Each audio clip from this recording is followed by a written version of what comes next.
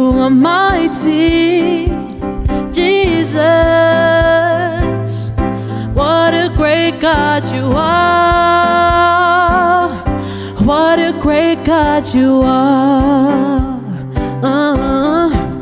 You are holy, so righteous, magnificent. What a great God you are. What a great God you are. Come on, sing this together. You are good, you are kind, you are great. Oh, you are good, precious Jesus.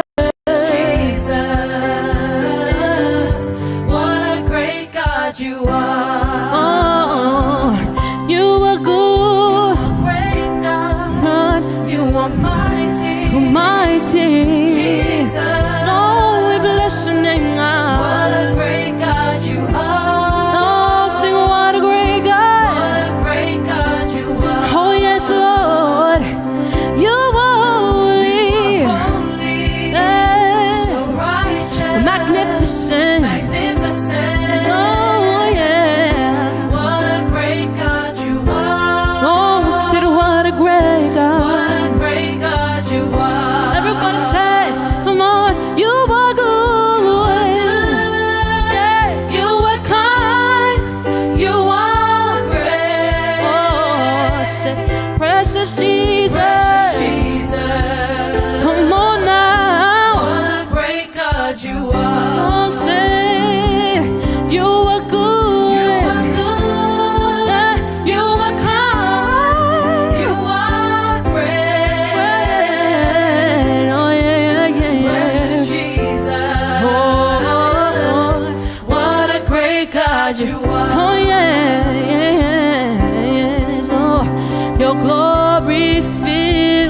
heavens, your beauty none compares. You reign in majesty. What a great God you are. Oh, say your glory fills the heavens. Your beauty none compares. Oh yeah, yeah, yeah. You reign in majesty. What a great God you are. Your glory fills the heavens. And your beauty, no, nothing can compare, Lord. Oh, you are you by yourself, Lord. Great God you are. Oh, you are good. Yeah. You are great. Oh, precious Jesus. Oh, what a great God you are. Come on, say, you are good. Yeah, you are kind. You are great. Precious Jesus. Precious Jesus. Precious Jesus. Oh, precious Jesus. You in this place right now. What a great God you are. Oh, we lift our hands to you, Lord. There's nobody like you, Lord. Nobody bless your name. No.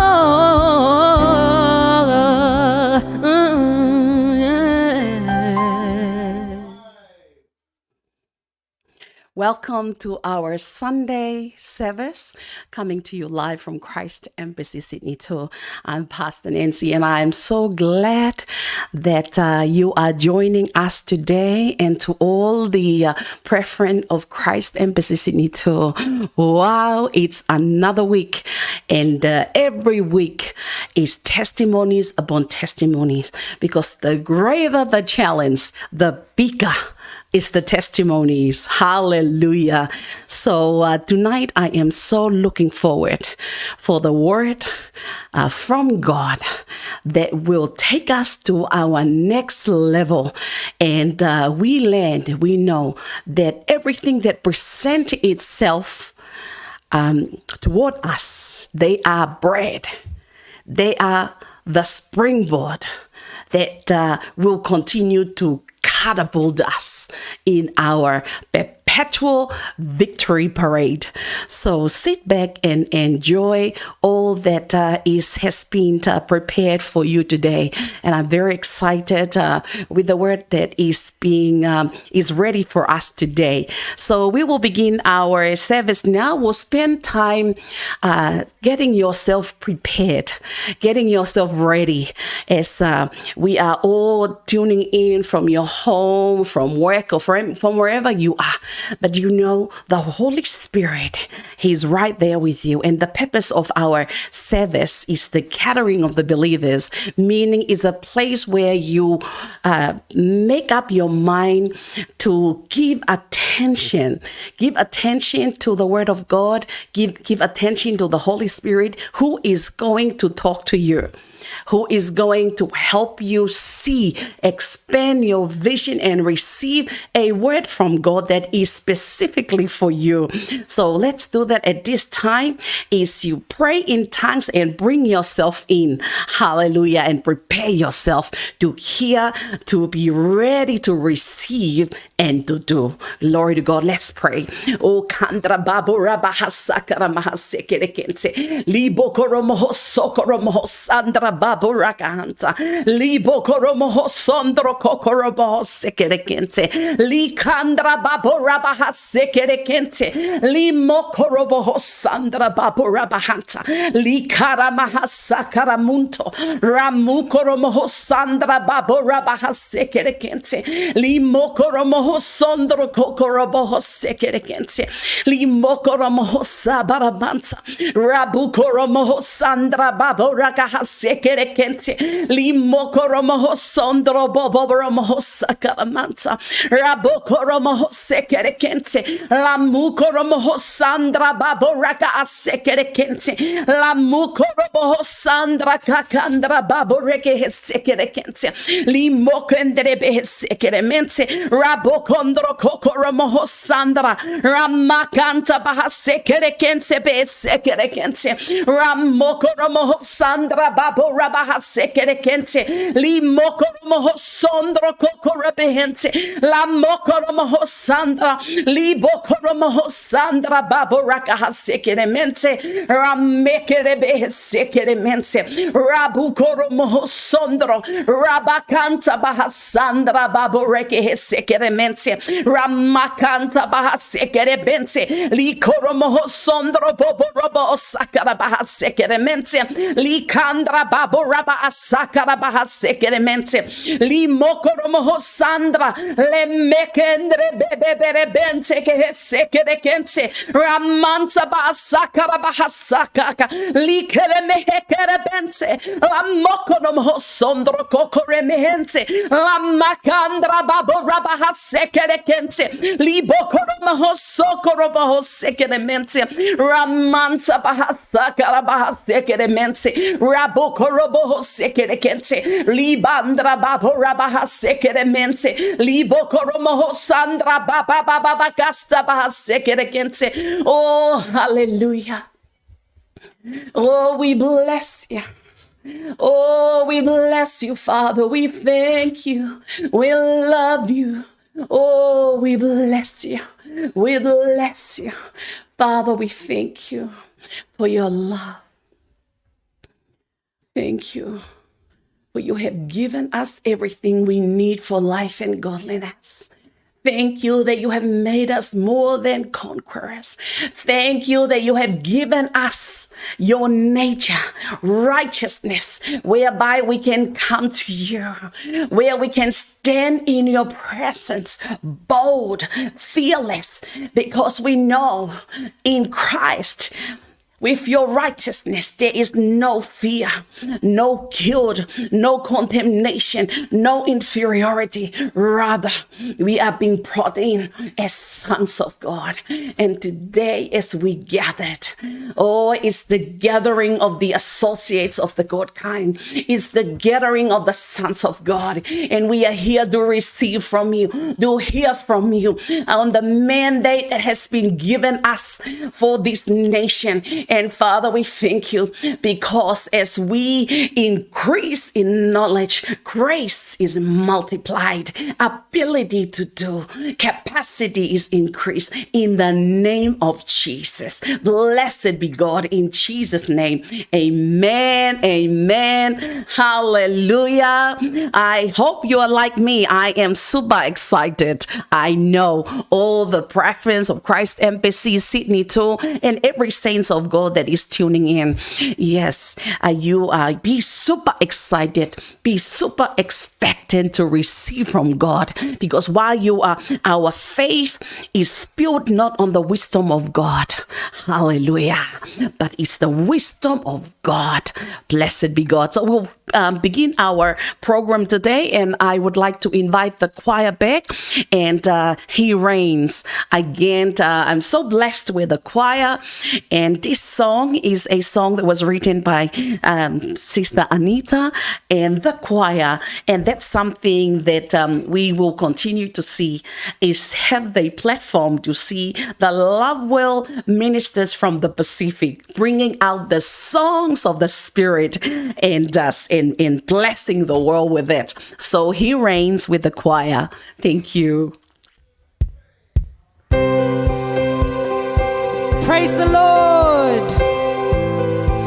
We welcome you to join us as we give glory and honor and praise to our Lord Jesus. Hallelujah. Hallelujah. Libro koso kadada ikasatara. Libra kasatara. Riko so kadada ikasatara. Hallelujah. Hallelujah. We praise and worship you, Lord. Hallelujah. Exalted One, oh Majesty, King of Kings and Lord of Lords, every knee shall bow and tongue confess that Jesus Christ is Lord of all. There is none like you. All power belongs to you.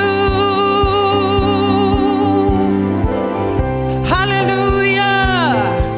Oh, we praise you. We worship you, Lord. Oh, hallelujah. We give you all the praise, Jesus.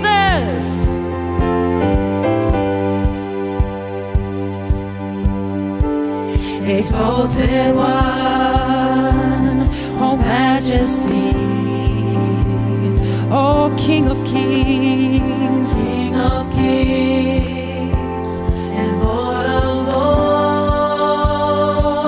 Every knee shall bow, and tongue confess that Jesus Christ is Lord of all. There is none like you. All power belongs to you.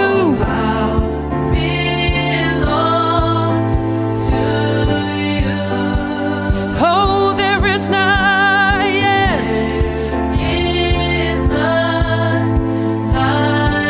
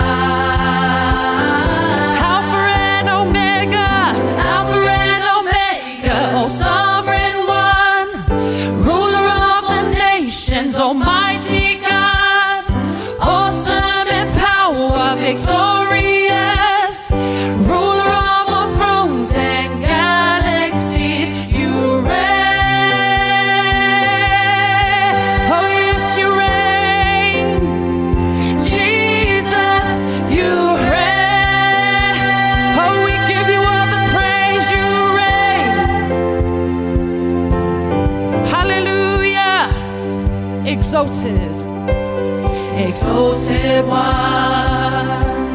oh majesty,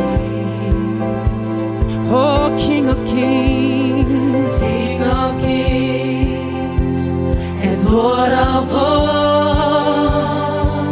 Every knee shall bow, and tongue confess that Jesus Christ is Lord of all. There is none, yes, there is none like you.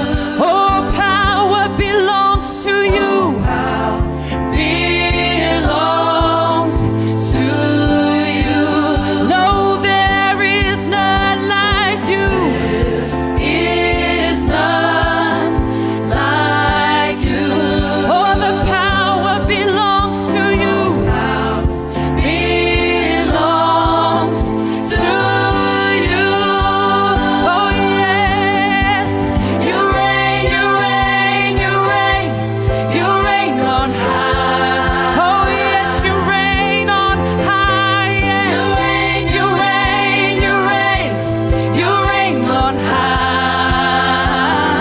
Alpha and Omega, Alpha and Omega, sovereign one, ruler of all nations, almighty God, awesome in power, victorious, ruler of all thrones and galaxies, splendid, majestic, righteous King, consuming fire, my everything, King of glory, ancient of days, Jesus, Jesus, you reign. Oh yes, you reign, Jesus. Hallelujah. Jesus, you reign. We praise and worship you, Jesus. Splendid, hallelujah. Splendid, majestic, righteous, consuming fire, my everything, King of glory, ancient of days, Jesus, Jesus, you reign. Oh yes, you reign, Jesus. Hallelujah. Jesus, you reign. We praise and worship you, Jesus. Oh, you reign.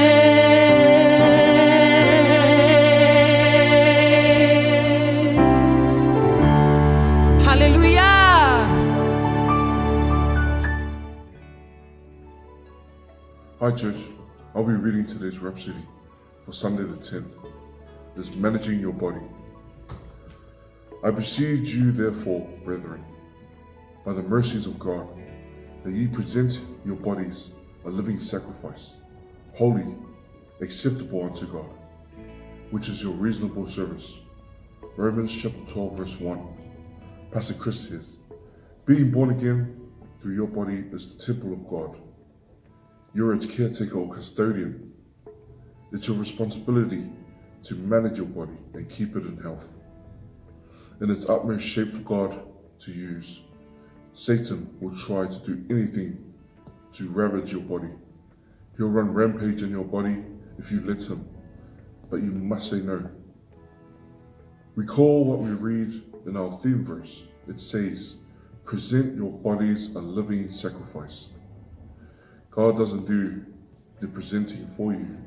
Rather, he tells you to present your body to him.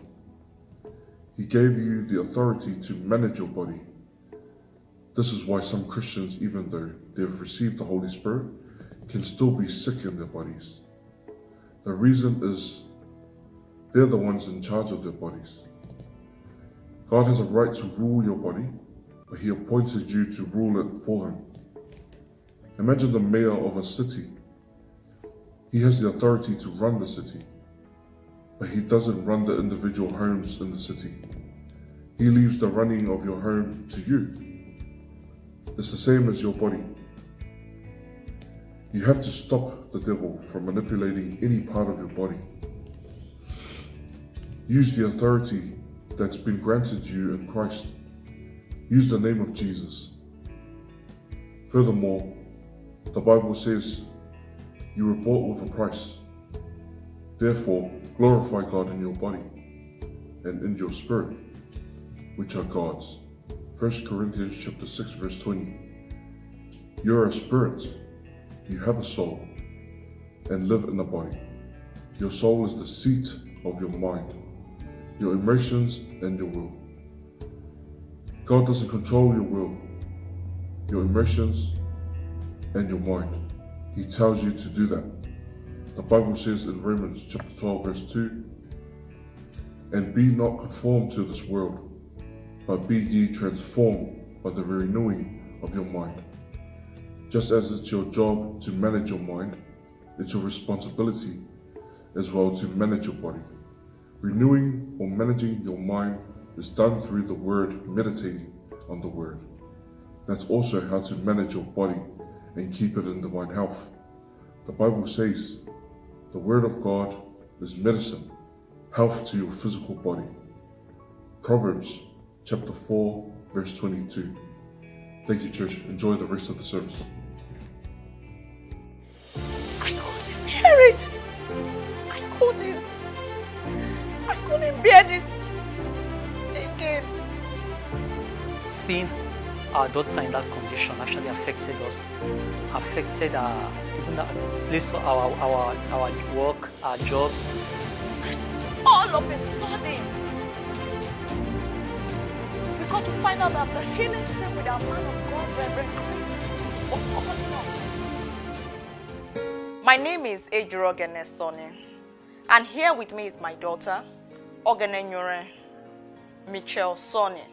She's 5 years old, and I gave birth to her 2015,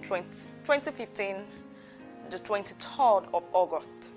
When I gave birth to her in the hospital, the nurse notified me that there was something on the neck after they had brought the child out.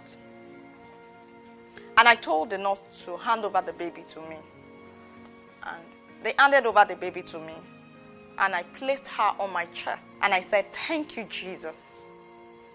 And thereafter, we were asked to see the doctor, who told us we would need to go for a scan and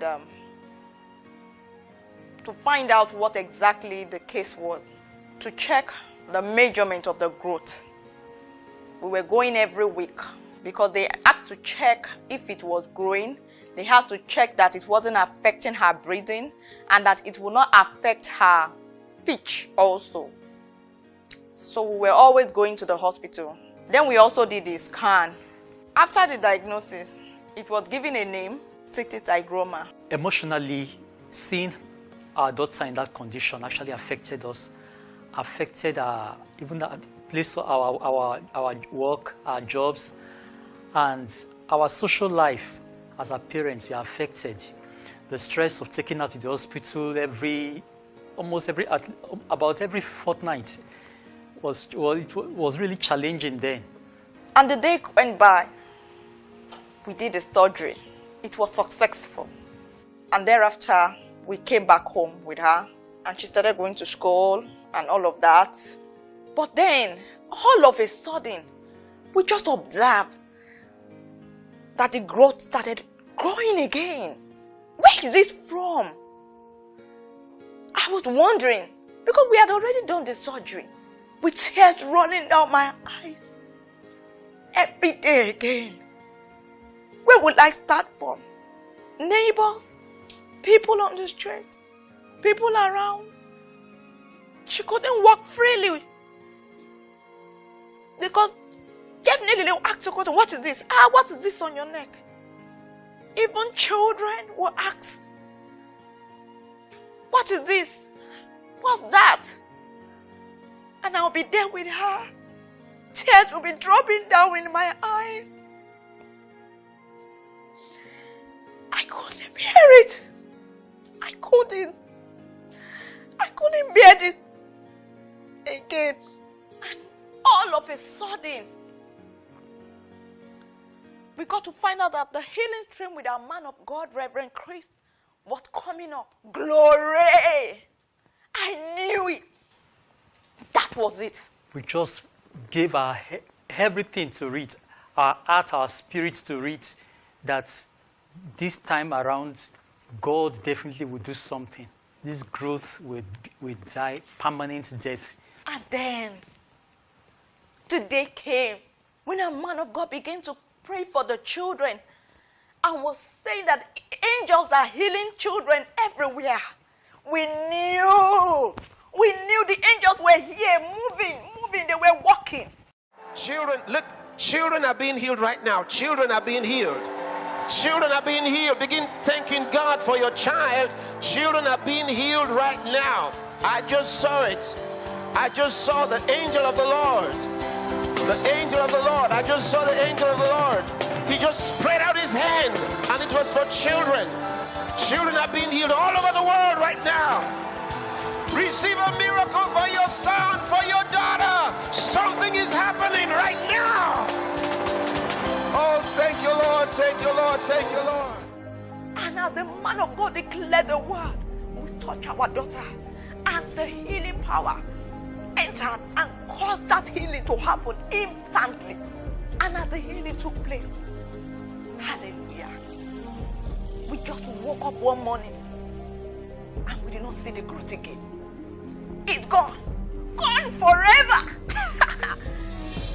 We didn't see it again. Just like that.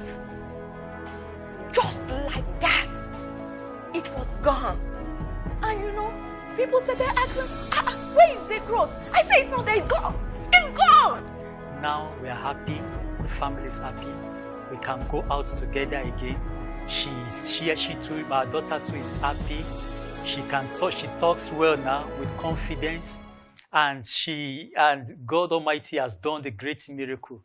We want to thank our man of God, Pastor Chris, for what God has used him to do in our lives, in our family. Pastor, we love you so much. God bless you. We want to say we're eternally grateful to you. All our healing school partners, see what your partnership has done. Your partnership has put a smile on my face. Your partnership has given me a reason to carry on again. Your partnership has given me strength to move, hope for the future. I'm grateful. Thank you. May God bless you. Get ready to be inspired and blessed by the testimonies from the Healing Stream's live healing services with the man of God, Pastor Chris. It's a delight for us to bring you testimonies that will not only inspire faith in your heart, but will stir up an atmosphere for the miraculous from wherever you're participating from all around the world. We bring you accounts of God's unfailing love and grace, extraordinary testimonies of people full of faith and victories that will change your life.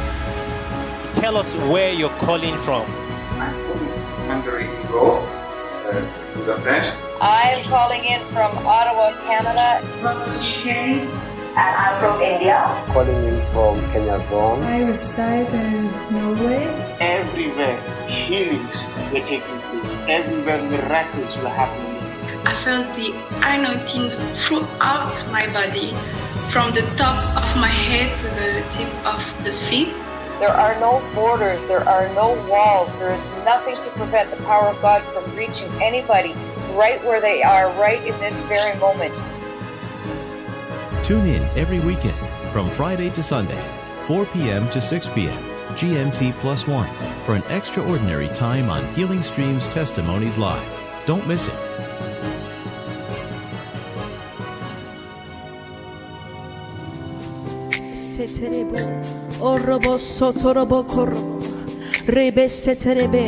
Just lift your hands wherever you are and worship the Lord.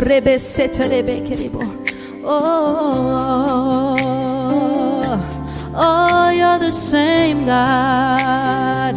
Yeah, you remain the same.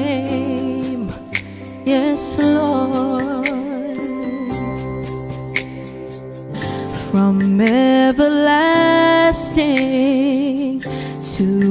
everlasting. You remain the same. Yes, you never change. You are the same God.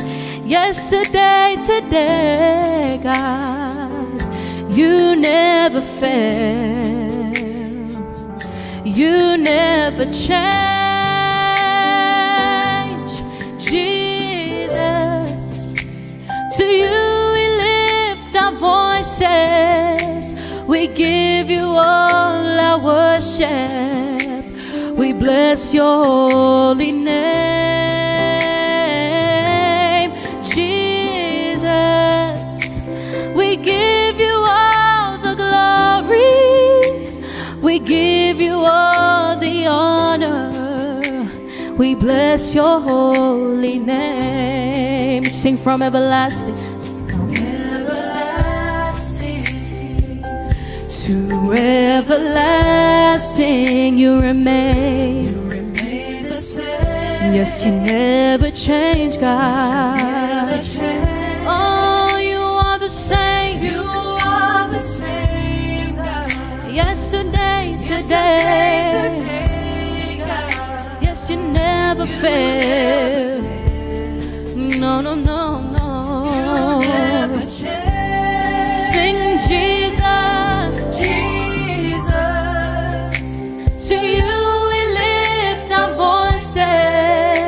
We give you all our worship. We bless your holy name. Jesus, we give you all the glory. We give you all the honor. We bless your holy name. Come on, sing from everlasting. Everlasting. Lord, you remain the same. Oh, and you never change. Sing, you are the same God. Oh, yesterday, today, and forever. You never fail. Sing, you never change. Oh, Jesus, Jesus, to you we lift our voices. We give you all our worship. And we bless your holy name. Jesus, oh, we give you all the glory. We give you all the honor. And we bless your holy name. Sing Jesus, Jesus, oh, to you we lift our voices, God. We give you all the worship. And we bless your holy name. Jesus, we give you all the glory. We give you all the honor. We bless your holy name. Oh, sing, ooh, ooh, oh, oh, we bless you. Oh, sing, oh, yeah, ooh, oh, we bless you. Oh, we bless your holy name. Sing, oh, for the last time. Oh,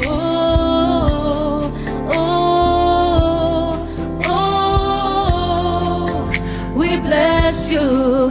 We bless your holy name.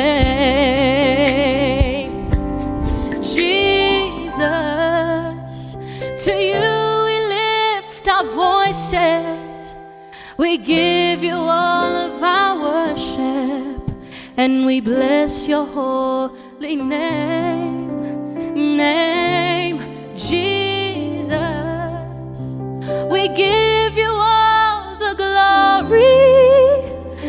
we give you all the honor. We bless your holy name. Hallelujah.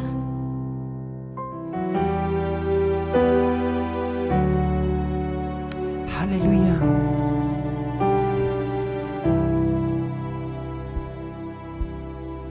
I give you praise for all you've done. I worship you for who you are. Oh Lord, I give you thanks for all you've done. I bow my knees to worship you. Oh Lord, you are so holy, you are so gracious, you are so righteous in all the earth. You are so holy, you are so mighty, you are so faithful and just, faithful and just in all the earth, faithful and just, the great I am. Faithful and just through and through, Lord, we worship you.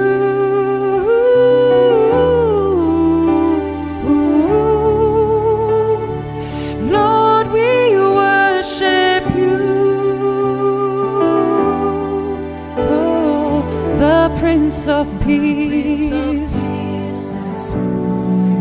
the way, the truth,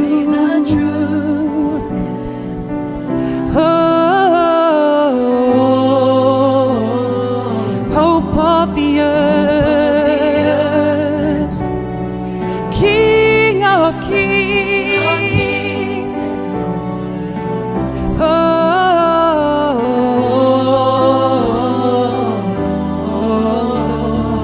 you are holy, holy. So holy. You are so righteous. You are so righteous in all the earth. You are so holy. You are righteous. You are so faithful and just. Faithful and just in all the earth. You are faithful and just, the great I am. Faithful and just, through and through, Lord, we worship you. Oh, we worship you. Faithful, faithful.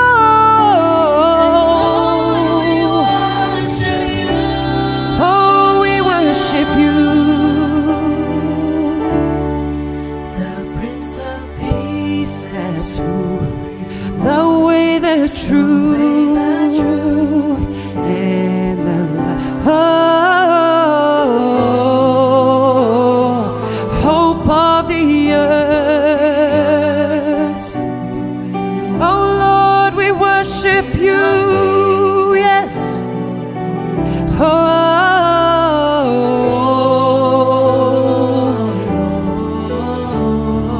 you are holy, holy. You are so gracious. You are so righteous in all the earth. You are so holy. You are holy. You are so faithful and just. Faithful.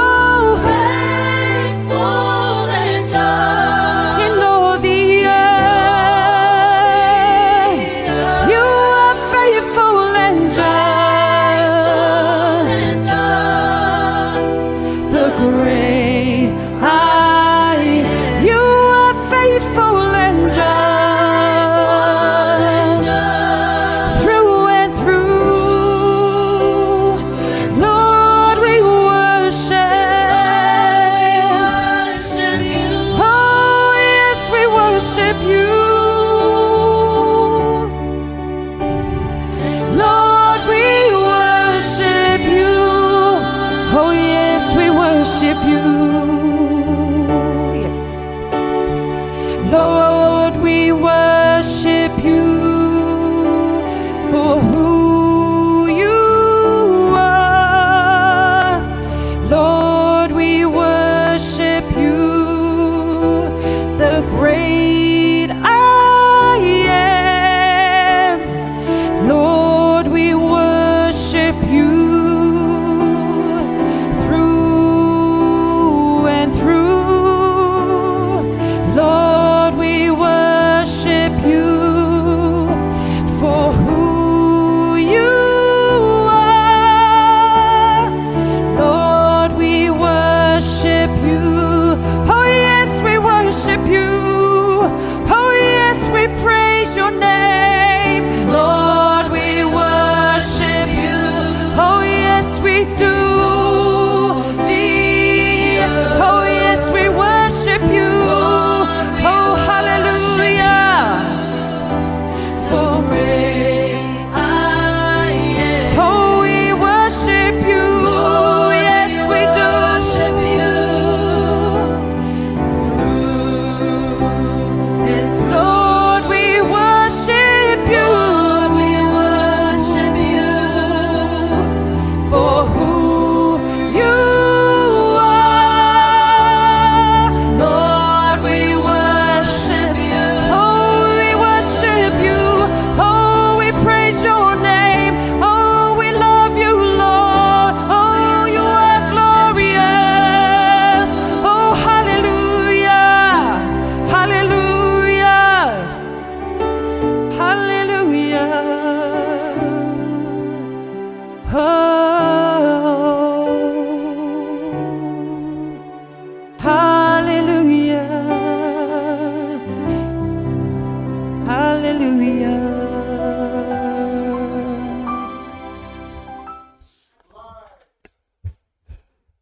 Hallelujah. Wow, praise God.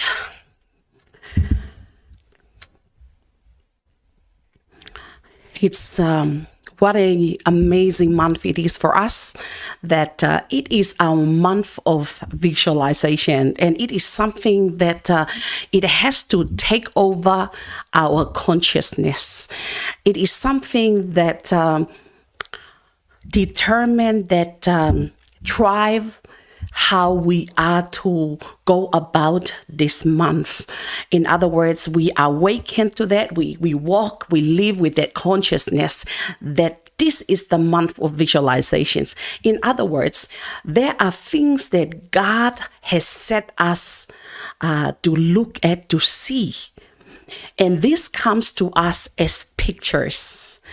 Through the construction of our thoughts and our words, pictures are coming to us as by the Spirit of the Lord. And that is why it's important that we are to have that we are to be, there is a place where we are to position ourselves to see in order to receive those things that God has already put in place for each and every one of us. And it is very important, and actually that's for every child of God who is, the Bible says that as many as are led by the Spirit of God, they are sons of God. And that is who we are. We are sons of God. We are led by the Spirit of God. And now that we have these pictures that's given to us, and you know, it's very simple. The pictures that has been given unto us is in line with God's eternal purpose. God has a purpose. God has a calendar. God has a timeline. It is already there. It's out in the open. There's no mystery about it. When we look at our life, when we look at God's calendar, it's as plain as day that He is coming back soon. It is plain as day that His heart is for the souls of men. He desired that none be perished, but rather they are being brought into the kingdom of God. Because as when a man is being born, he has his natural destiny is eternal damnation. But because of all that Jesus has done, for God so loved the world, he has made the provision to fulfill every legal requirements so that the gift of salvation is made available for every human, for every person. That's why John 3:16 is there said that for God so loved the world. It is for everybody. Jesus died for everybody. But it is the one that believe that is entered into the vital aspects where they can enjoy the benefit of all that Jesus came to do, his crucifixion, his burial, and his resurrection. Now, through believing that God raised him from the dead and confessing his lordship, we are catapult into the life, into the place where we can live and enjoy everything that God has provided. Praise the Lord. And now that we are in there, now we understand what is God's program. You know, I love having that picture that life is a movie where there's a stage, the stage of life. And we have the scripture where all our scripts are written. And then we enter the stage and exit the stage.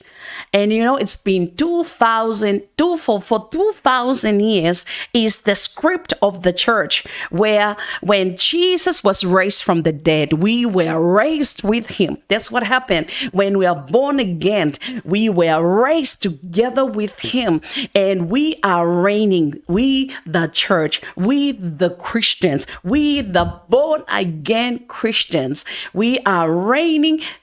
Christ is reigning through us on earth today. Hallelujah. And that is the timeline that we're in.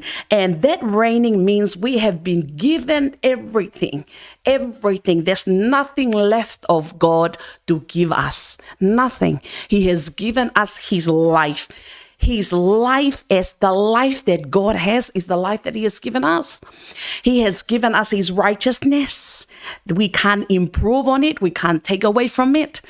We have his righteousness. He has given us his Holy Spirit in his totality. He has given us his God kind of faith. So basically, we are loaded. There's nothing left for God to give us. Praise the Lord. Now he has given that to us, and then he blessed us. He positioned us in his timeline, in his calendar.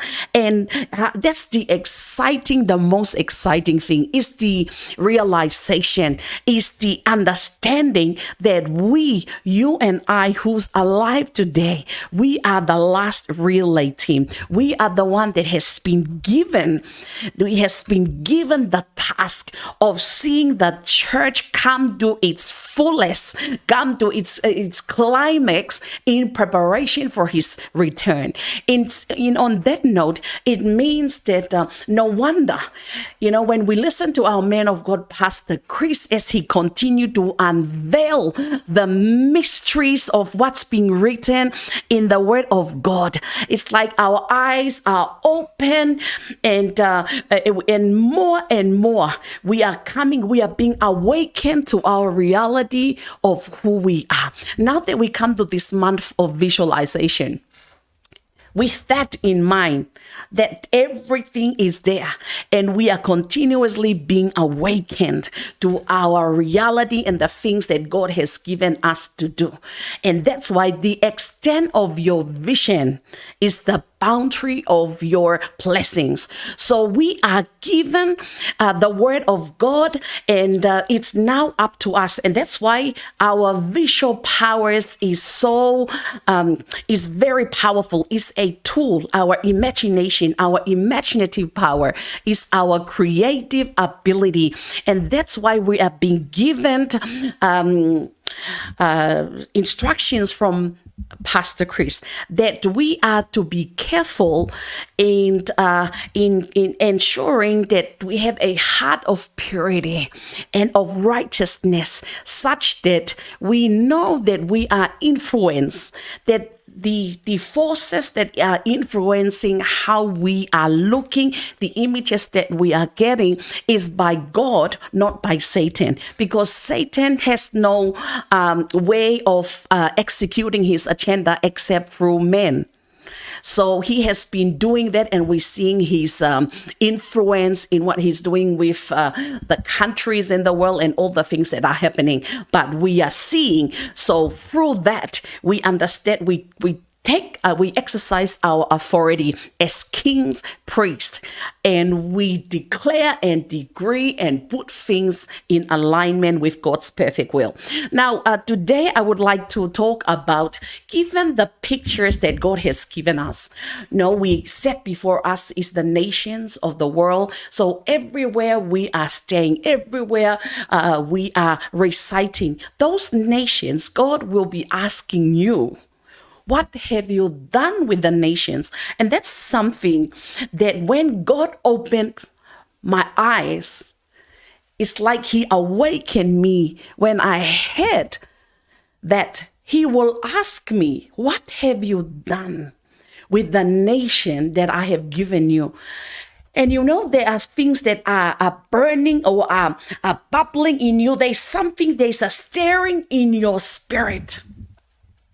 That when you hear the word of God, there's a stirring in your spirit that's connecting you with the nation that God has given you. There is a reason why where you are at.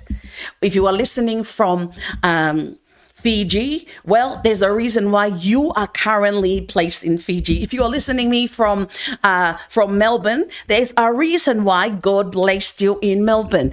I'm here in Sydney. There's a reason why God blessed me in Sydney, in Australia, at this point of time. And I will stand before my God. Paul said, I look forward for that day where I will receive the crown of righteousness in that day when I stand before the righteous judge. It's something that we all look forward to as you do the work of righteousness. Why? Because you are propelled, you are compelled by the love of God, because his heart is now your heart. So with his heart yearning and stirring, it propels you, it compels you to see and act and do things for the nations where you are placed. And so in this month of visualization, that's what, as we pray in the Spirit of God deposit pictures in and gives you visions, gives you things to see, that it has to do with the nations, with the souls of men in the nations where you are at. Glory to God. And given these pictures, given these things, and there's something about these pictures, we will give account to God. What have we done? Because these pictures are not, God doesn't give us something that it's out of range or it's out of our capability. No, think about this. We house God himself. So our potential and our capability is God's himself. The question is not whether I can do it. The question is, how much of God do I put to work? Glory to God. And so that's the place of prayer and the place of the word of God. That when we come to those places, the Holy Spirit first open our eyes, because we cannot possess what we don't see. So it starts with seeing. Once we start to see, no wonder God told Abraham that lift up your eyes and look, see, look northward, look southward, westward, eastward. And then he said, arise and walk in the length and the breadth of it. And then he said, all of this I will give it to you. But because Abraham was a spiritual man, he got it. When God gave him that invitation, He used his imagination. He used his mind. He possessed the whole world. He looked at the whole world. Glory to God. And yes, we know that in the book of Romans, God willed to him the whole world. Now the question is like, so what are we to do with the pictures that God has given us? What are we to do with it? And it's very good. We look into the scripture. So in other words, what am I supposed to do? How am I supposed to run? Because Paul says we are to run in such a way. So today there's something that is burning in me. I'm so excited. When I go through it, I'm like, thank you, Father. And I would like to share that with us today. Now that we have the picture, it's very simple. God has given us the nations of Australia. I look at the nation. There's 25 million people and plus. And he put me here. He has given me his heart. He has given me the eyes to see. So what am I supposed to do to see the gospel of our Lord Jesus Christ get out there in a nations where people are, everywhere you look, there are people who have no interest. So how do you propagate the gospel in this nation of Australia? See, once you start to see, to align yourself with what God sees, with his heart, the Holy Spirit will give you the pictures or the strategies on how to accomplish that. Now, these strategies and the picture he's given us is now our responsibility, because we have a part to play. They don't just come to us and we just pray and wait. No. We are to act on it. But what are we to do? What do I do with the picture? How am I to run? Because every day count. What are we doing with our 24 hours? It's something I always say, what am I doing with my 24 hours? That's why the psalmist says, teach us to number our days. That number is not counting. It's about planning and scheduling your day. And we are walking with the Holy Spirit in such a way. So it is important that when we have these pictures, we are conscious, we are aware, and there are so many voices. And this is one of the things. There are so many voices that are fighting for your attention. And I'm not talking about a physical one, stuff that I'm talking about spiritual one, because life is spiritual.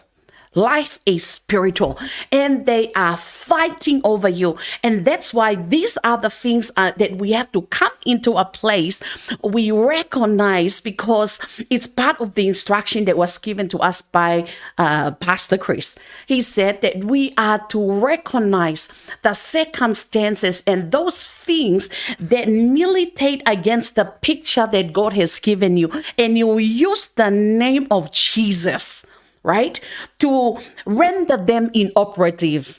But unless you see it, you won't realize it's there. So praise God. So given we have the picture, we have the nations that God has given us, we have the word of God. So how am I supposed to run? How am I supposed? So we are to connect and align ourselves. See, that's our responsibility. God has his responsibility. I have a part to play. I have a part to play. That's why God's number one, he said to Abraham, look, lift up your eyes and see. Look this way, northward, southward, westward, eastward. Can't he just give it to the man? No, he need Abraham to have to do his part. And then he said, arise and walk, meaning he has to use his money. He has to know there is a place where he has to bring Abraham to. Praise the Lord, because God is spirit. Hallelujah. Now, so it is important that we must connect and align ourselves in order to be brought into, in order to make accurate decisions. Can you think about that? Where you are making every day, your 24 hour, what do you do with your day? How do you know that you are, your day is in alignment, that you are connecting toward where God is taking you in the picture? Because it's now November. We are now nearly mid-November. Right? And one of the things that you can easily help yourself is you look at the results. See? And not every result is results. There are results that are not necessarily results. It looks like result. We may say that's a result, but is it God's result? Is it what God defines as result? All right, let's look into, the word in you makes you invisible, makes you indestructible, make you unconquerable, and you are too, basically what it means, you are too powerful to be defeated or overcome. You know that God He's got faith in us. He's got faith in you. That's why He's given you His God kind of faith, right? Because He trusts us. He relies on us. He's God, but He can't do anything to save another human being. It's only you and me. See? Only you and me that God relies on. So now, praise the Lord. Let's look into, because the question now, what am I supposed to do given this high calling? The tithes are high and God has entrusted me. So how am I to run? There are things that we have to observe because of our day-to-day. There are things we are bombarded with challenge. See, and this is something that we must come to settle. Our day-to-day happenings in life, they are not there to take us away. They are there for our good. They are there as our bread. They are there as our springboard.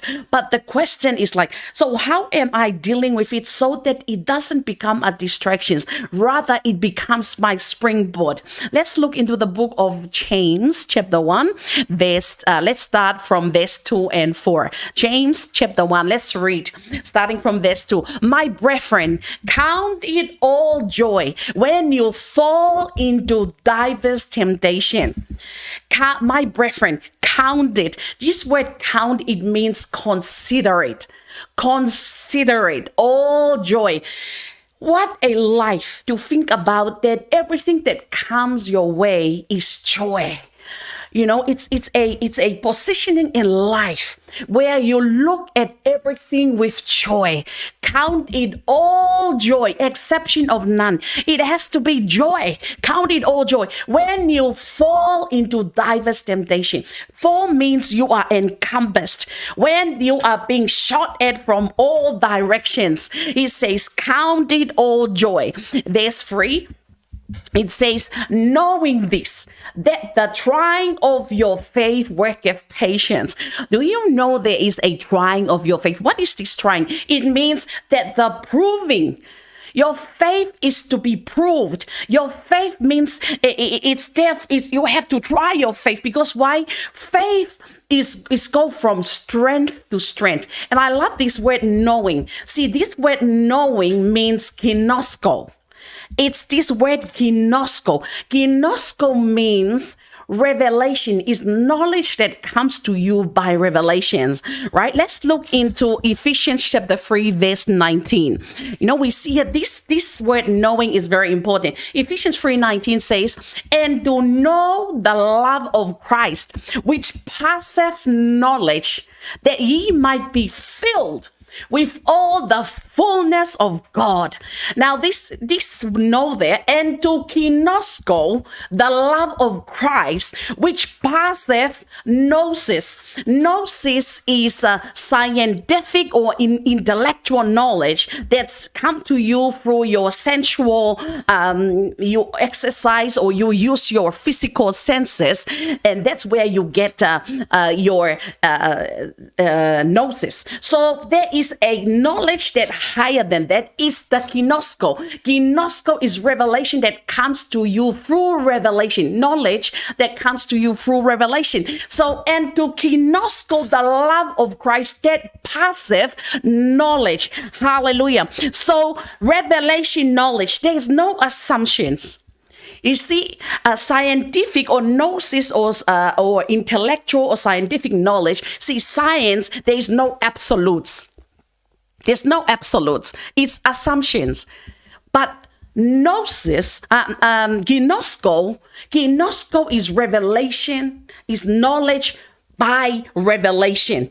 Hallelujah. And you see, it is something that you get to comprehend through revelation, or it's revelational knowledge. And that's where the ginosko, the love of Christ, is passive gnosis. Let's go back to James chapter 1, verse 3. So verse 3 says, knowing this, ginosko is a knowledge through revelation. It's not something that you understand with your reasoning. It's not an intellectual activity that you perceive. It's not a comprehension that you perceive from your senses or from human reasoning. No, it's a knowing by revelation. That the trying of your faith comes to you by hearing, and hearing by the word of God. So when that word comes to you, hallelujah, when that word is to be proven, is to be tried. Hallelujah. And the consequence or the outcome of the trying of your faith, it worketh patience. That word worketh, it means it achieve. It results in patience. Glory to God. So, and let's go to verse 4. And it says, but let, who's letting you? Me. Let patience. See, the result of when our faith is tried, when our faith is proved, is that it worketh, it achieve patience. And then it says, but let patience have a perfect work, so that ye may be perfect and entire, wanting nothing. Amazing. Now let's look in the Message translation. It's so beautiful. Message translation. Let's go back to verse 2 and look at it. Consider it. Consider a sheer gift is a gift, my friends. When tests and challenges, diverse temptation, these are tests and challenges come at you from all sides. Consider it. Count it all joy. Count it all joy. Consider it a sheer gift. It's a gift for you, friends. When tests and challenges, can you imagine your day to day? You wake up in the morning, oh, the workplace is saying this, oh, the children is like this, oh, this one. Count it all joy when they come at you from all sides. Verse 3, next verse. Hallelujah. You know, Kinosko, by revelation. It's a revelational knowledge. It doesn't come to you through your understanding or your reasoning, but you know, you Kinosko, that under pressure, your faith life is forced into the open and shows its true colors. Verse 4. Remember, we're talking patience. So don't try to get out of anything prematurely. So this is why patience. But let patience do its work. So don't try to get out of anything prematurely. Let it. I love this let. This word, it means it's now your responsibility and my responsibility, not God.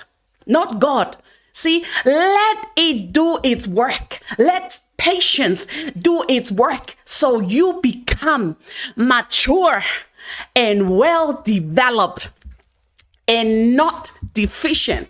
Hallelujah. In any way. Glory be to God. Wow. Let's go back to the King James. So don't come out of any. That's what patience does. Is help you. You don't come out of anything prematurely, but rather let's go back to verse. Knowing this, verse 3 says, knowing this, kinosko. It's by revelational knowledge that the trying of my faith worketh patience. In other words, I don't come off prematurely. Hallelujah. Verse 4. But let patience have her perfect work. Have her perfect work, that you may be perfect and entire, wanting nothing. What a life. It's a life where there's wanting nothing. Let's go to Philippians chapter 1 verse 6. See, this is the mindset. This is how you live your life on a day-to-day basis. Is Philippians 1:6 says, being confident.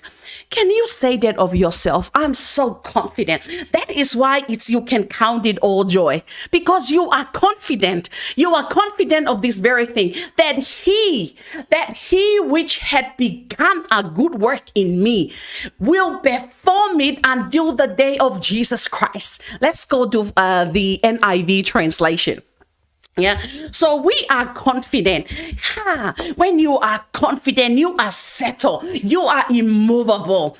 Being confident of this, Philippians and NIV, being confident of this, you are so confident of this, that he who began a good work in you will carry it to completion until the day of Christ Jesus. What does that mean? What is it that God has given to you? What is it that you have, that he has put in you? That's why he says that that we build ourselves up on our most holy faith. Because whatever it is, that place where he has taken you, you are here.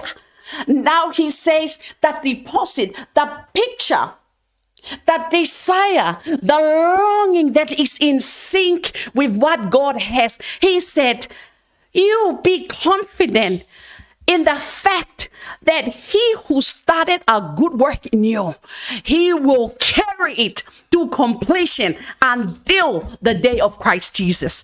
So this is our mindset. This is our consciousness. This is how we live our life. Praise the Lord. But now let's go into here and see, that's the work of patience. What patience does, it brings you confidence.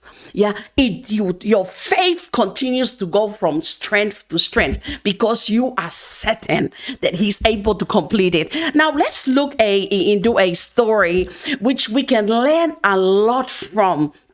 And you see Abraham, there's something about Abraham.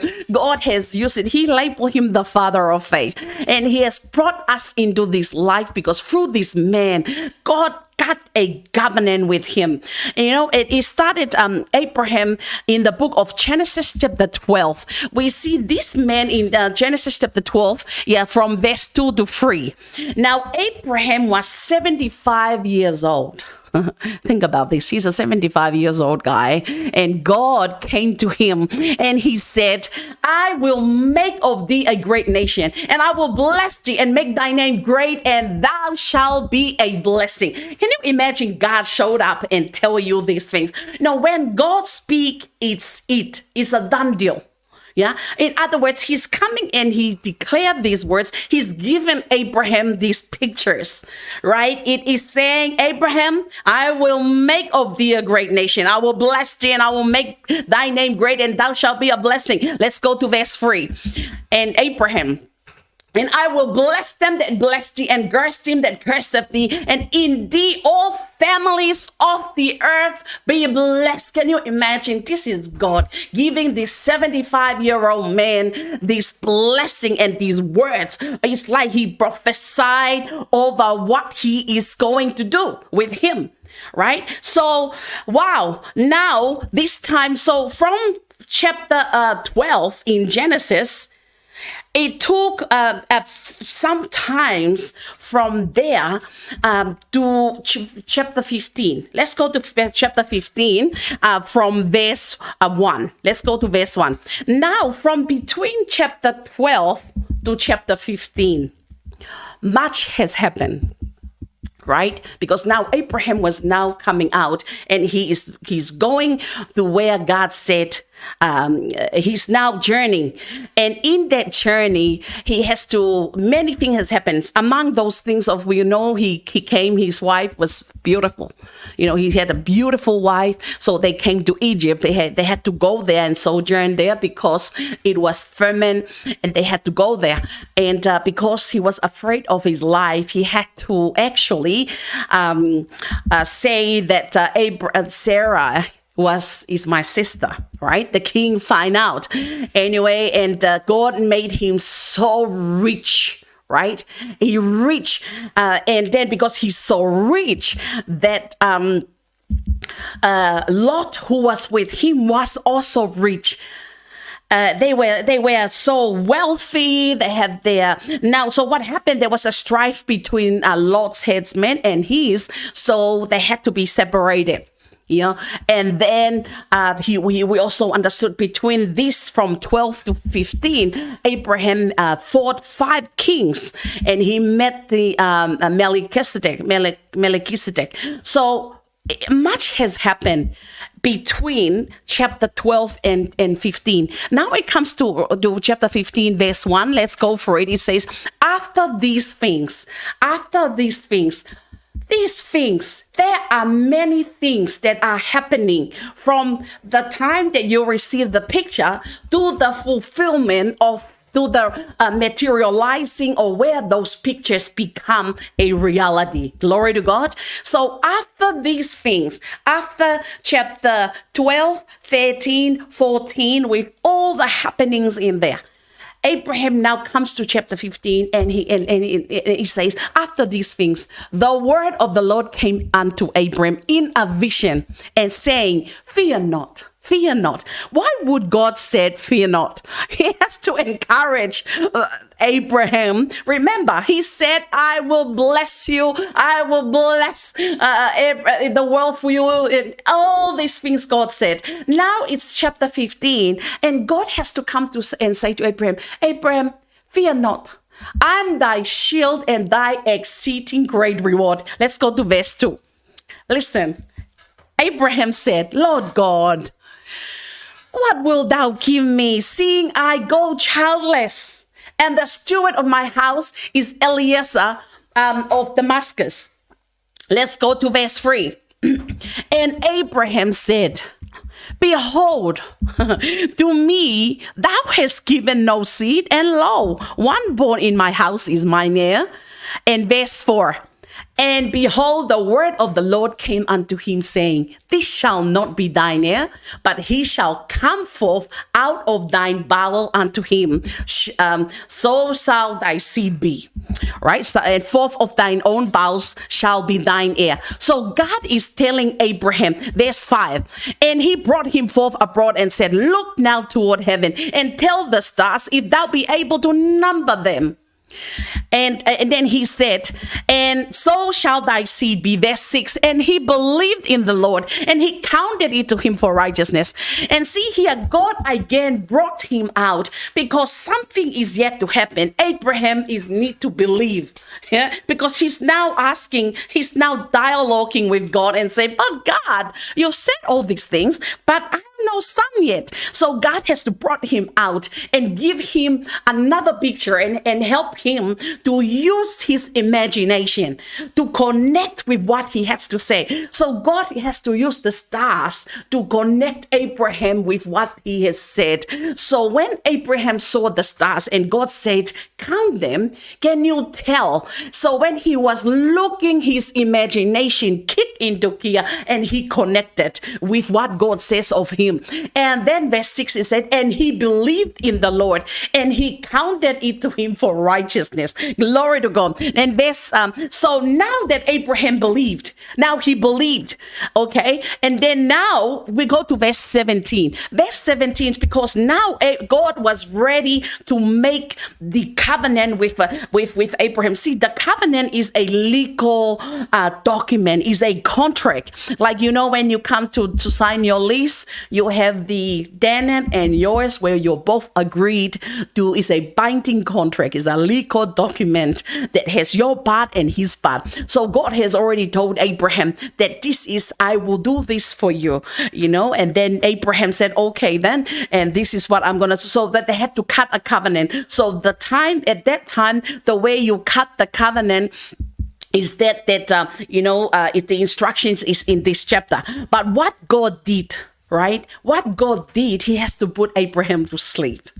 And verse 17, let's read 17. And it came to pass that when the sun went down, it was dark. Behold, a smoking furnace and a burning lamp that passed between those pieces. So meaning that those pieces that were there, Abraham and God has to walk through that. That's how they bind the contract. Yet that they each has to fulfill their part. And what God did, God did it himself. In other words, he fulfilled the covenant on Abraham's behalf. Yeah. So verse 17. Now we see here, and then it comes to that is Genesis chapter 15. Right now, Abraham believed God has defined that covenant, and now verse 16. Remember, our talking today is God has given us a picture. He has given us a picture of what we are supposed to be, what he has given to us, but we have a part to play. Right? So Genesis chapter, we come to chapter 16, and we see here, let's go through chapter 16, because this is very, it's something that we are to learn from. Because the time of when God gives us picture to walking and bringing ourselves, because every day every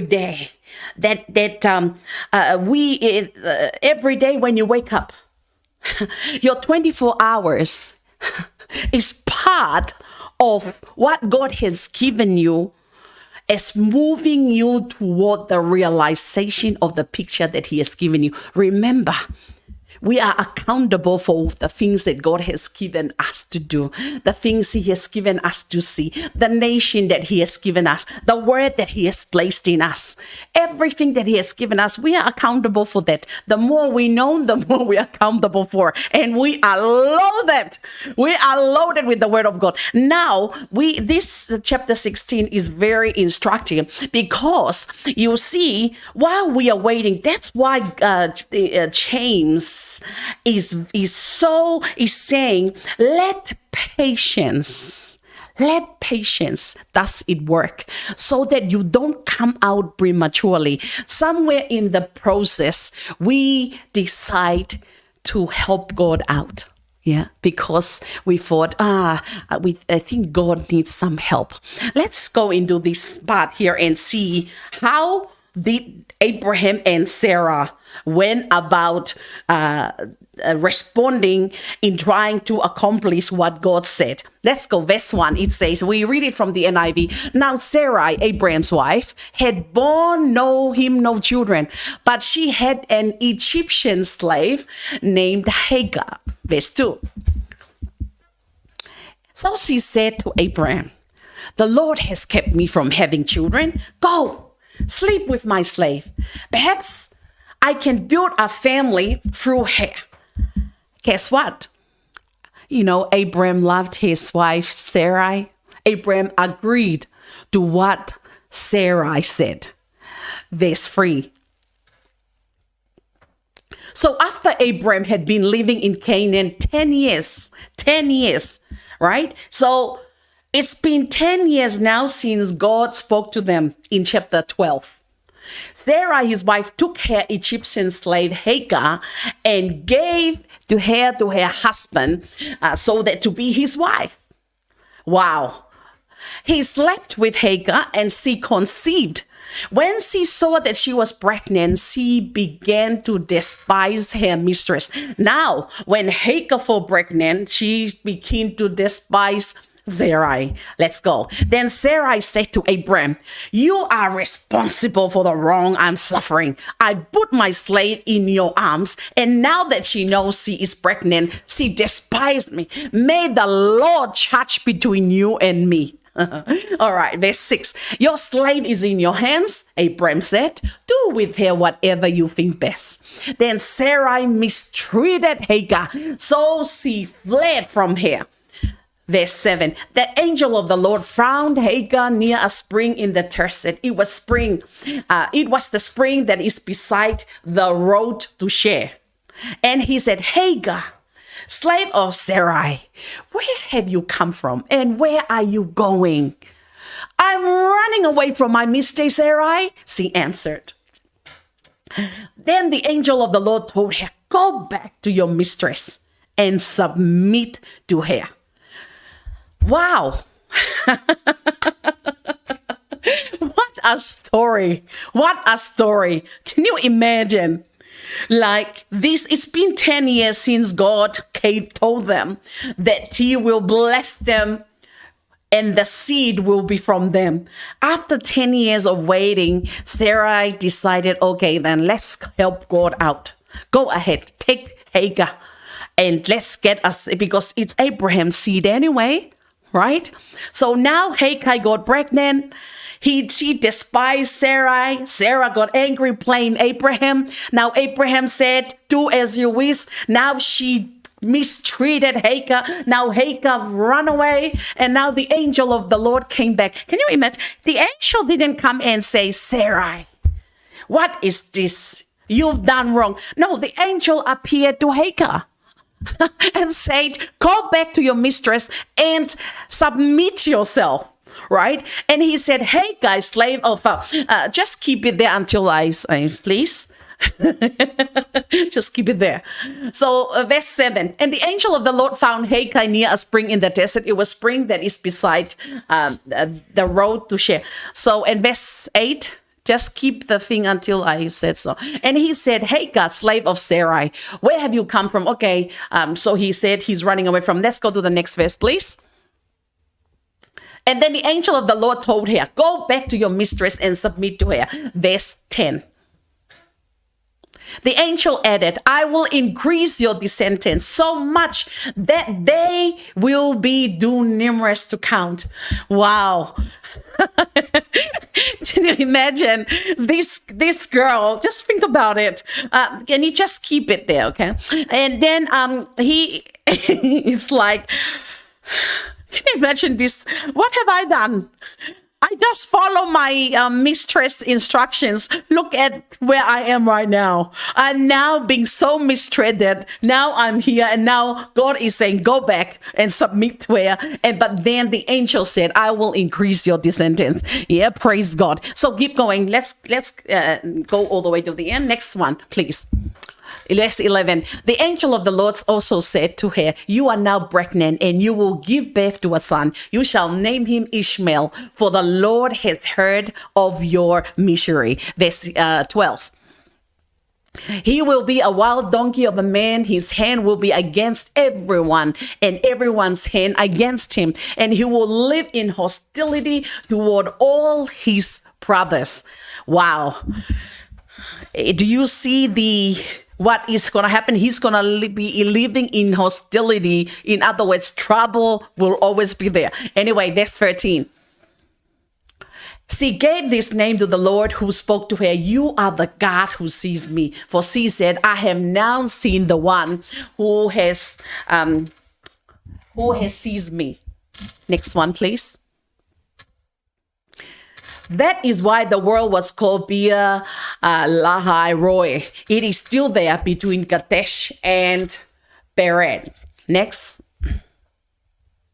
So Hagar bore Abram a son, and Abram gave the name Ishmael to the son she had born. Hallelujah. So this is what happened. Sarai wanted to help out God.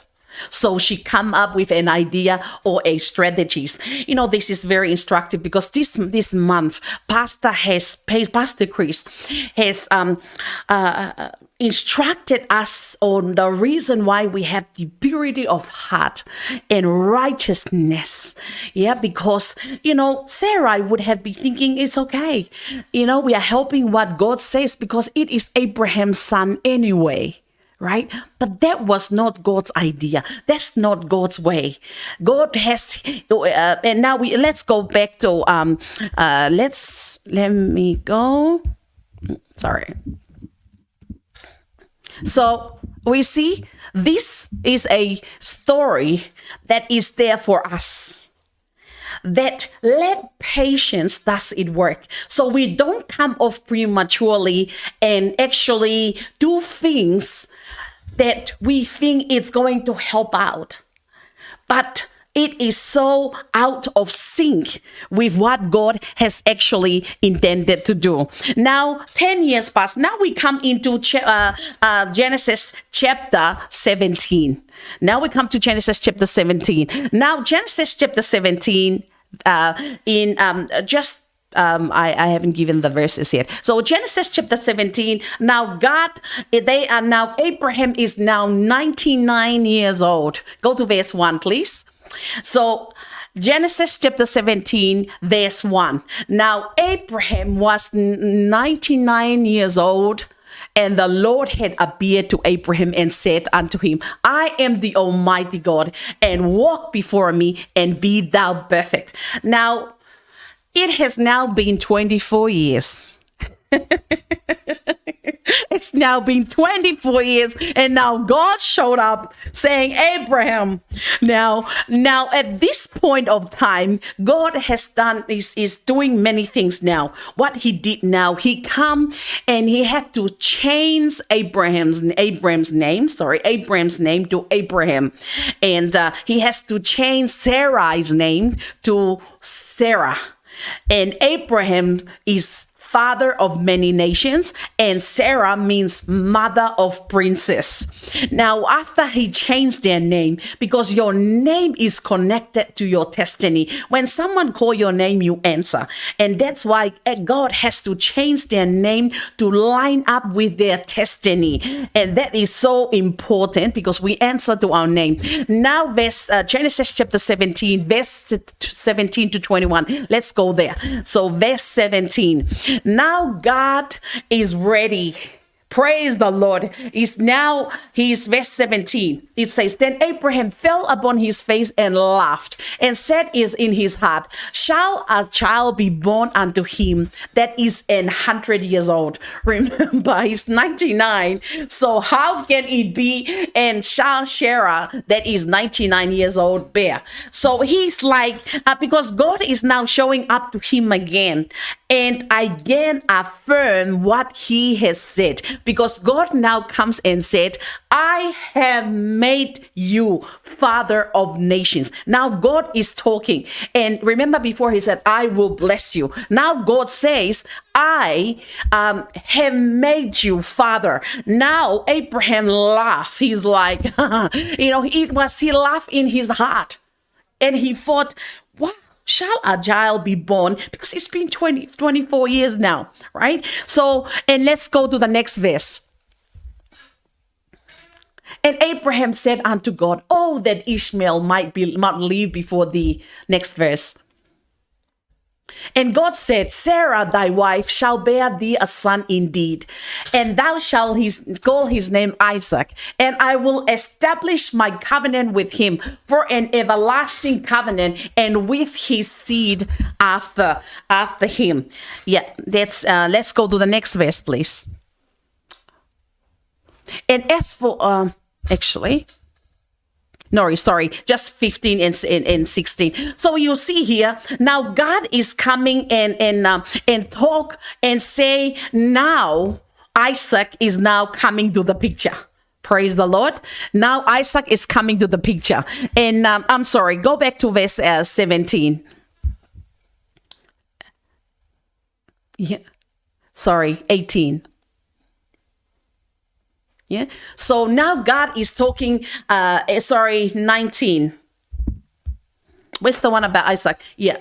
So he's saying, Sarah, thy wife shall bear thee a son indeed, and thou shalt call his name Isaac.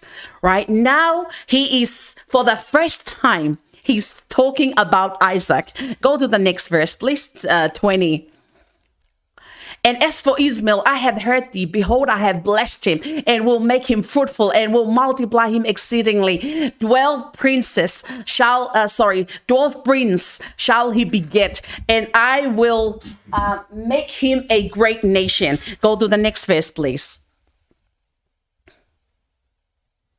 But my covenant will I establish with Isaac, which Sarah shall bear unto thee at this time in the next year. Wow.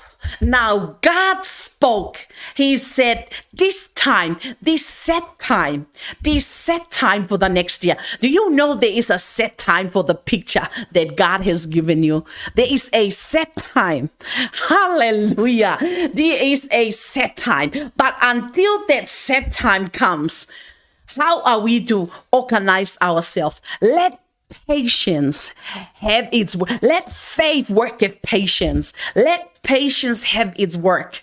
Don't come out prematurely. Glory to God. See, at this set time in the next year, the set time. Glory be to God. Right? So let's go back to James chapter 1 verse 4. Praise God. This set time, and it's gonna be through Sarah, where it's gonna be the son of promise. It's gonna be through Sarah. So verse 4 says, but let patience have her perfect work, that ye may be perfect and entire, wanting nothing. Glory to God. Let's go to verse 5. Praise God. Verse 5, it says, if any of you lack wisdom, let him ask of God, that giveth to all men liberally, and upbraideth not, and it shall be given. Yeah. Now this word here, ask. Oh no, we'll start from, if any of you lack wisdom. You know, this is not for everyone. This is not for everyone. James is saying, if any of you lack wisdom. Why would he say that? Right? Let's go into 1 Corinthians chapter 1 verse 30. 1 Corinthians chapter 1 verse 30. 1 Corinthians chapter 1 verse 30, it says, but of him are ye in Christ Jesus, who of God is made unto us wisdom and righteousness and sanctification and redemption. In other words, I'm the righteousness of God. Christ Jesus has been made unto me wisdom.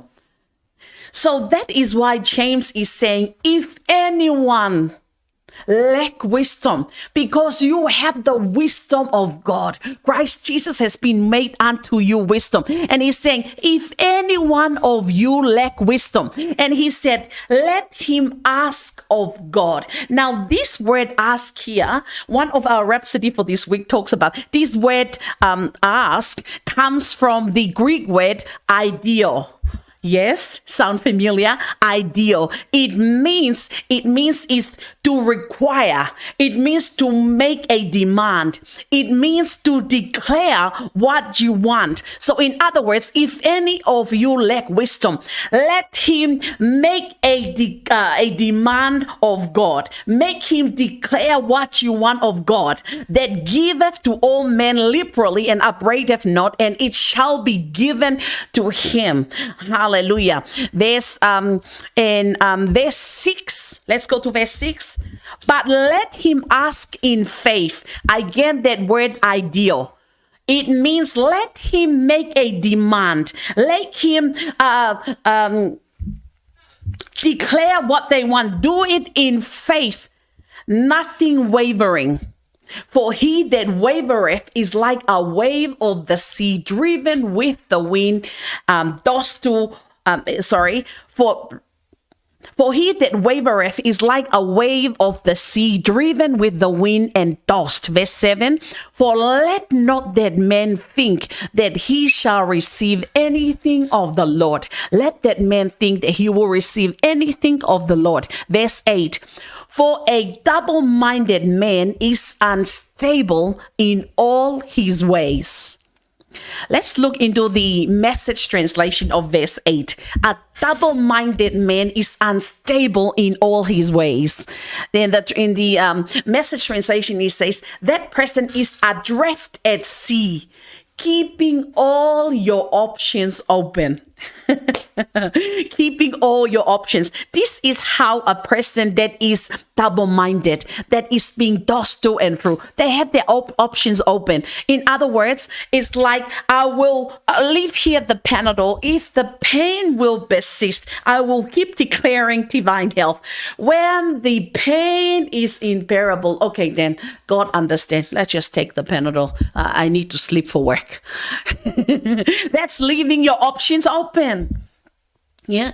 See, when the word of God comes at you, when the picture is set before you, when the challenges and the tests are firing at you from all sides and all directions, you have made up your mind because you are knowing this. It's by revelational knowledge that you understand. It's the trying of my faith, the challenges and the tests that are bombarding me from all sides. They are there for the proving, for the trying of my faith, because through the trying of my faith, it will achieve patience. And when I let patience go, when I let patience run its course, hallelujah, it will mature me. Glory to God. And then we see here, you see, but the person who is not, the one who is not, they are double-minded. They leave their options open. Praise God. When we come to the word of God, there are no other options. With God, there is no option A, there is no option B. It's only God. What God says is. What God says I can do, I can do. What God says I am, I am. Hallelujah. And that's what God did with Abraham. God needs Abraham to believe. When Abraham believed, in other words, he endorsed it. He agreed. He said, okay, that's it. I settle it. Right? He did. But Sarai was yet to be at the time. So he came and he suggested, or she came and she suggested all these things to Abraham. And interestingly, he went along with it. But don't let go. Yeah, be not double-minded and unstable. Stay. But what we do here, and James says, if any man let him ask in faith, let him ideal, let him make a demand, let him require, in faith. And this is how we go about it.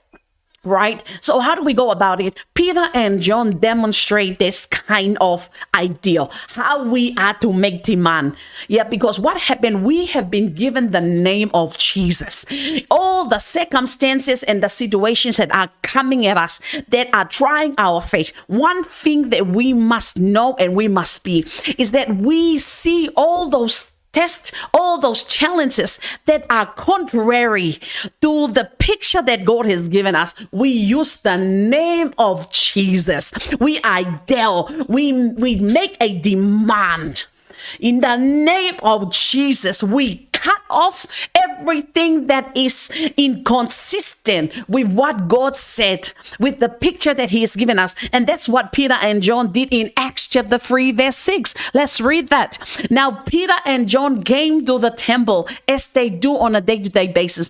And this crippled man from birth, he's backing there every day. And Peter and John walked past. He looked up expecting something from them. And verse 6, and Peter said, silver and gold have I none, but such as I have give I thee. In the name of Jesus Christ of Nazareth, rise up and walk. You see, this is how it is that we are to ideal. This is how we go about our day. Whatever the circumstance or situations that present itself to you, to your family, to your workplace, to your cities, to your nations, that are not inconsistent with God's will, with God's perfect will, with the picture that he has given you, use the name of Jesus. Hallelujah. Yeah, use the name of Jesus to put everything in place. Because interestingly, before Jesus came, we were not aware, many were not aware of the workings of spirits. There are spirits that were working, spirits that cause people to be dumb, to be blind, all these things. And Jesus, what he did, he cut cast out devils and demons that we are possessing, and we're causing all these things.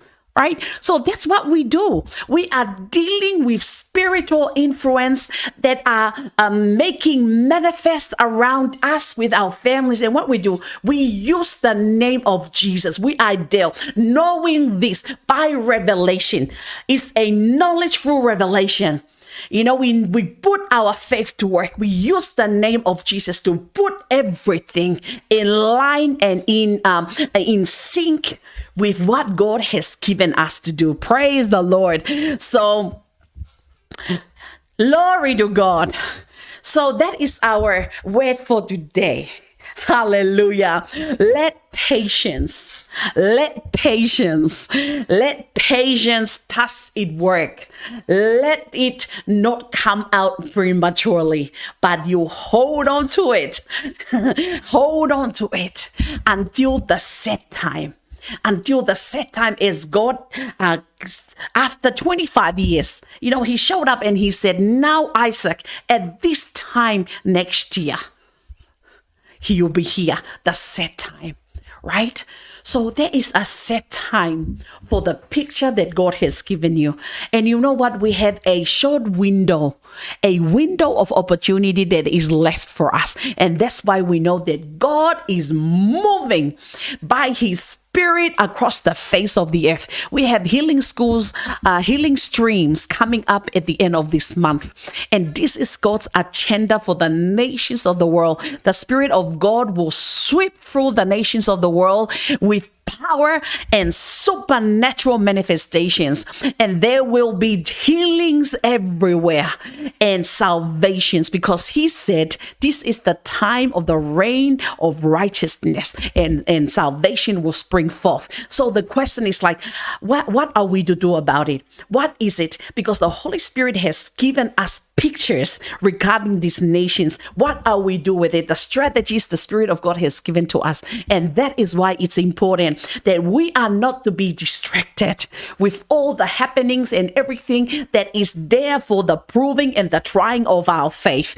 Rather, those things are what continue to propel us because our faith level, think about it.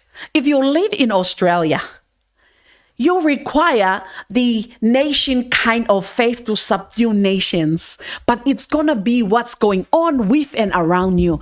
The ongoing trying of your faith that will continue to build your faith to that level. Hallelujah. That you are ready for the nations, that you are ready for the influx of souls. Because like Pastor says, 1,000 souls is 1,000 troubles, 1,000 testimonies. Glory to God. Are you ready for it? Hallelujah. We are ready for it. Glory to God. Thank you so much for your commitment, your love for God, your love for the Word of God. Continue to run our race. We are taking over. It has been given. We possess the nation in our spirit. Yes, because we are living in these nations and we are seeing through with the eyes of God, with the souls of men. It's their time. This is the time of their salvation. Glory be to God. Hallelujah. So this time here, we're coming to our offering time, and I would like to invite our band from Melbourne, glory to God, Pastor Emma and a beautiful family, to minister to us while you go ahead and prepare your offering and give unto the Lord. Thank you.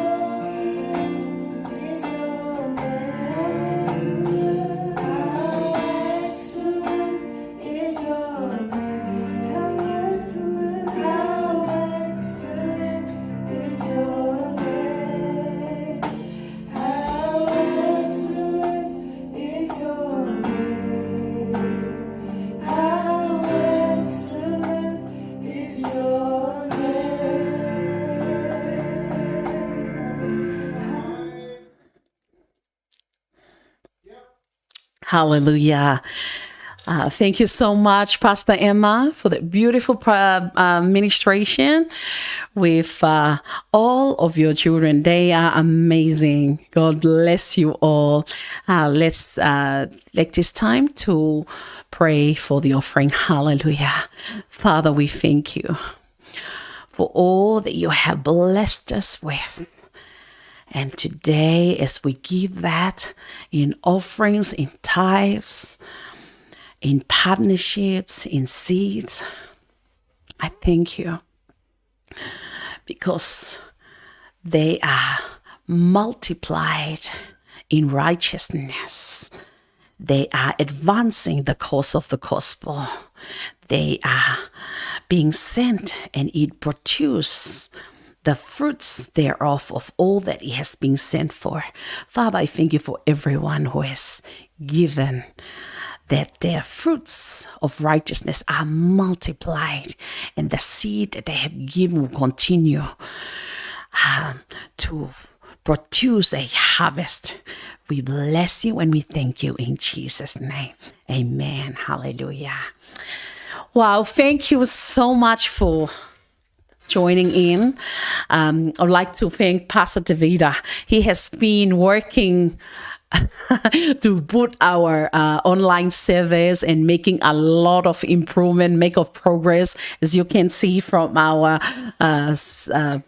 from what's going on. We now have the word coming up. We have to set up for it. Something's blocking it from my view, but I tell you, I'm so blessed with what He's doing in ensuring that we keep making progress, because that's who we are. We rise like an edifice, and I'm excited. This week we're gonna be having the induction of all the children ministry cell leaders. It's gonna be this Saturday. We will have the induction. The choir is back doing their practice, and it's so wonderful to see what God is doing through them, and all the cells is happening. Hallelujah. And much is happening, and your prayers, your commitment to pray, that is so beautiful to see as we continue to make progress, because the picture that God has given us, well, there's nothing else to live for but to what God has set out to do and accomplish in all of us. We are so grateful for that, and I love you all so much. Speaking to here to us as a church, Christ Embassy Sydney too, and all of you who are connected in. You are vital to God's program, and we are taking it. It's like we've taken it. We've accepted our call, and we are running in such a way, soldiers in God's army. Thank you again for joining it. We'll see you tomorrow in prayer tomorrow morning. And it's our normal program as per usual, leadership on Tuesday. We have all our prayers on a daily basis. And this week is going to be the ministry program. Stay in touch. Oh, actually, it reminds me, our church news. We can play that. And after that, we finish for the night. So thank you for joining in. I love you all. I'll get April to do our church news after me, and then we'll invite the choir back to finish off with a ministration from the choir. Until then, I love you all. God bless you. Good evening, CE Sydney 2. This is our church news segment where I am updating you on all the happenings throughout the week and all that is coming up. Recently, we just concluded our global communion service with our man of God. Praise God, what a wonderful time it was in the Word. And he declared this month the month of visualization. Continuing from September, we'll continue to use our visual powers for this nation, for our families, for our cities. Praise God. We also just recently concluded Praise Night with our man of God, Pastor Chris, and the Loveworld singers. What a beautiful time in praise and worship it was. In saying that, upcoming we have our Your Loveworld specials. with our man of God, Pastor Chris. I'm so excited. It will be from Tuesday to Saturday this week. So make sure you are tuned in at 4 a.m. every morning.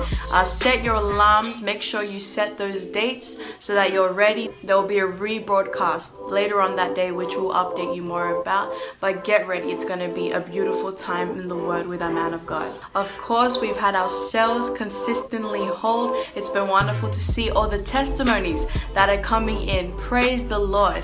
Just an announcement about our forums. We have now moved to King's Chat completely. Make sure you are keeping updated and staying in tune with what we're doing, keeping up with what we're doing, because everything is on King's Chat now. Our church programs are still holding throughout this week. So we have our midweek service every Wednesday, 7 p.m. Our youth service, praise God, been doing wonderful with our youth every Friday, 7 p.m. And our church service every Sunday, 7 p.m. So make sure you are tuning in live on Facebook and YouTube and sharing the link with your family and friends. Now our prayer times are continuing. So for the adults it's 6:30 to 7, for the youth it's 7 to 7:30, and for the children 12 to 12:30 p.m. Good Morning Australia broadcast will now be from 7 to 7:30. Also throughout the week it's been wonderful to see all of our cell leaders and our church members posting Rhapsody videos daily. So if you see it on Facebook, then make sure to share it. It's wonderful to see everyone participate and engage in doing so. That now concludes our church news segment. Thank you, Pastor, for this opportunity, and I will see you next week. Praise the Lord. We welcome you to join us as we give glory and honor and praise to our Lord Jesus. Hallelujah. Hallelujah. Libro koso kadada ikasatara. Libra kasatara. Riko so kadada ikasatara. Hallelujah. Hallelujah. We praise and worship you, Lord. Hallelujah. Exalted One, oh Majesty, King of Kings and Lord of Lords, every knee shall bow and tongue confess that Jesus Christ is Lord of all. There is none like you. All power belongs to you. Hallelujah. Oh, we praise you. We worship you, Lord. Oh, hallelujah. We give you all the praise, Jesus.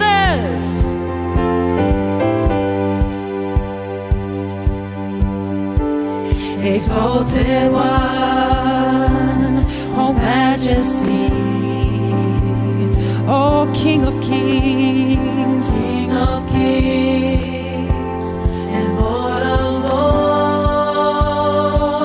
Every knee shall bow, and tongue confess that Jesus Christ is Lord of all. There is none like you. All power belongs to you.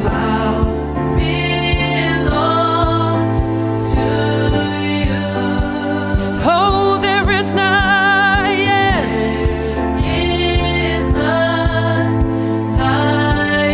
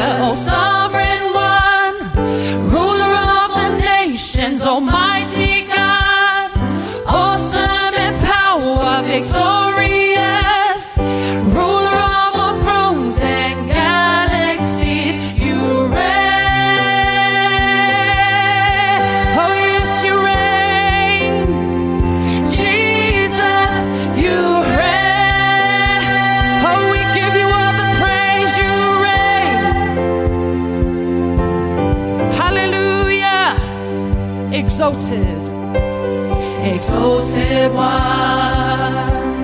oh Majesty, Oh, King of Kings, King of Kings, and Lord of Lords.